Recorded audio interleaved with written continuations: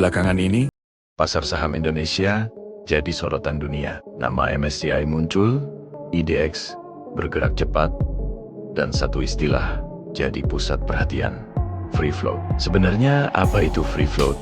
Kenapa dipermasalahkan MSCI?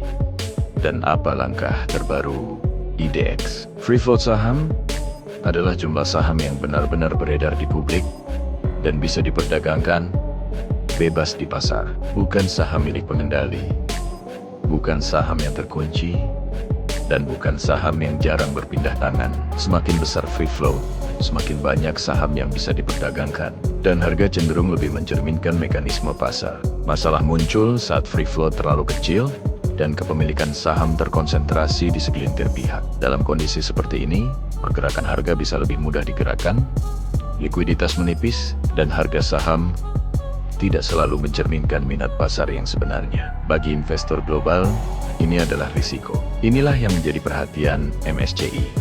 MSCI menilai bahwa transparansi data free float dan struktur kepemilikan saham di Indonesia perlu diperjelas. Bukan soal naik atau turunnya harga harian, tapi soal investability. Apakah pasar ini cukup transparan, cukup liquid, dan cukup adil bagi investor global? Karena itu, MSCI memberi sinyal peringatan dan menahan penyesuaian indeks sambil menunggu perbaikan. Menanggapi hal ini, IDX dalam konferensi pers terbaru menegaskan langkah pembenahan, mulai dari pengetatan definisi free float, klasifikasi kepemilikan yang lebih jelas antara pengendali, bukan pengendali, dan publik, hingga peningkatan transparansi data agar sesuai standar global. Tujuannya bukan menghukum emiten, melainkan memperkuat kredibilitas pasar.